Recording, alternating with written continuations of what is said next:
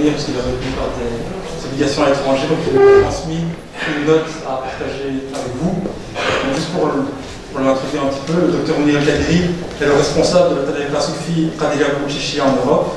Il enseigne la finance islamique à la faculté de Paris-Dauphine et est président du Centre euro-méditerranéen pour l'étude de l'islam actuel et du comité indépendant de la finance islamique en Europe. Il est également administrateur du Conseil français du culte musulman, membre du Conseil européen des Ulama et membre du bureau du Rassemblement musulman de France. Il est, à ce titre que je parle aujourd'hui, le membre fondateur de plusieurs associations en Europe, dont Valeurs de Spiritualité Musulmane de Belgique, VSNB et VSNF en France. Il dirige par ailleurs des groupes de travaux autour de la communication et du dialogue interreligieux. Et enfin, il préside les rencontres mondiales du soufisme qui ont lieu tous les ans à la Zaouïa de Madar au Maroc et dont ce sera la 13e édition cette année. Je vous lis son texte qui s'intitule « De la paix intérieure à la paix extérieure pour un partage universel des valeurs du vivre ensemble ». Votre Excellence, chers élus, chers représentants des cultes, des voix soufis et de la société civile, mesdames, messieurs, je suis très heureux de pouvoir apporter mon soutien aux organisateurs de cette journée internationale de la paix en Belgique. Cette initiative exemplaire de rapprochement et de partage, d'autant plus importante en ces temps troublés, où notre époque réclame toujours plus d'actions qui rassemblent et de paroles qui unissent. Cette occasion d'échange et de convivialité doit ainsi nous permettre de dépasser nos différences et de transcender les points de vue de nos convictions respectives au nom des valeurs universelles. La notion de paix est le cœur de l'islam. On pourrait en effet résumer le message coranique à celui d'un appel adressé à chaque être humain, l'enjoignant à chercher la paix intérieure afin de permettre le partage d'une paix extérieure avec toutes ses sœurs et tous ses frères en humanité. Autrement dit, la spiritualité et l'éthique de l'islam ne sont rien d'autre qu'un passage de la paix intérieure à la paix extérieure, un effort d'apaisement personnel et collectif qui place la paix comme principe fondamental du partage, de la rencontre et de la découverte.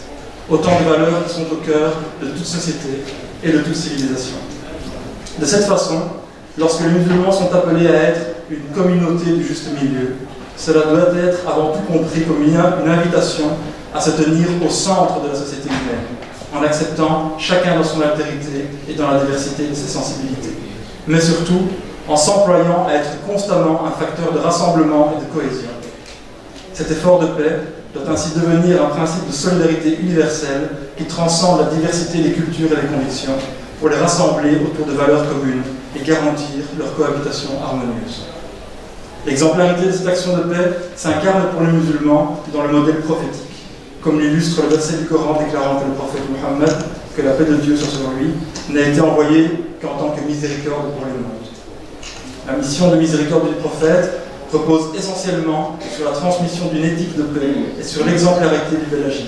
Comme il l'a affirmé dans le célèbre hadith, « Je n'ai été envoyé que pour parfaire la noblesse de caractère ».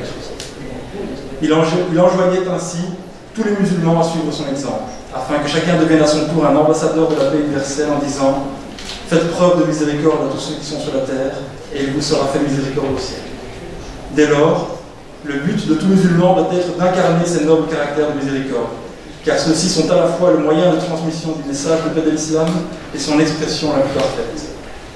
Le Coran décrit d'ailleurs précisément cette éthique à travers l'exemple de ceux qu'il nomme les serviteurs du tout miséricordieux. Selon sa définition, ce sont ceux qui s'écartent de la polémique et de la querelle et qui s'efforcent de répondre aux confrontations en disant « paix, salam ». De cette manière, l'effort constant en vue de l'accomplissement de la paix universelle doit être l'horizon vers lequel s'oriente chaque pensée, chaque parole et chaque action du musulman. Voilà pourquoi les soufis se sont consacrés à la paix, au nom de la miséricorde divine qui ne connaît pas de distinction ni de limite.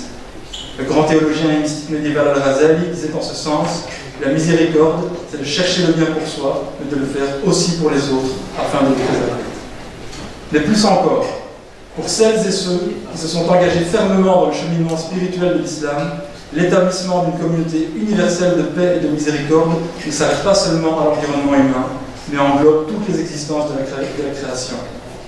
Najmuddin Kubra a résumé cela en disant « L'excellence, c'est de faire le bien aux créatures sans distinction, afin de s'approcher de Dieu. » Cette éthique de paix fut notamment mise en avant par l'une des plus célèbres figures de la civilisation andalouse, Ibn Arabi, dont l'œuvre fascinait tant l'Orient que l'Occident. Dans ses conseils spirituels, celui-ci fait de l'éthique universelle de paix la valeur centrale du cheminement spirituel. Il disait en ce sens, englobe par la miséricorde et la douceur tous les animaux et toutes les créatures. Ne prive personne qui demande de l'aide, même par une bonne parole. Et encore, œuvre pour le bien sans voir pour qui tu le fais. Et accroche-toi à chaque bonne qualité et tu seras alors un homme de bien. Ainsi, le soufisme a toujours veillé à placer l'éthique au centre de la vie spirituelle en rappelant que l'effort en vue du bien est un acte d'adoration au même titre que les prières rituelles. Les femmes et les hommes du soufisme ont de tout temps œuvré, individuellement et collectivement, pour propager le bien et la miséricorde en étant animés par la flamme de leur foi en la vie et par le besoin impérieux de rejet du mal. De cette façon, l'éducation spirituelle et la noblesse du comportement qu'ils ont transmise jusqu'à nous apparaissent comme la meilleure façon de préserver les individus et les sociétés de la violence, de l'intégrisme et de l'ignorance qui ont déformé l'image de l'islam et des autres religions.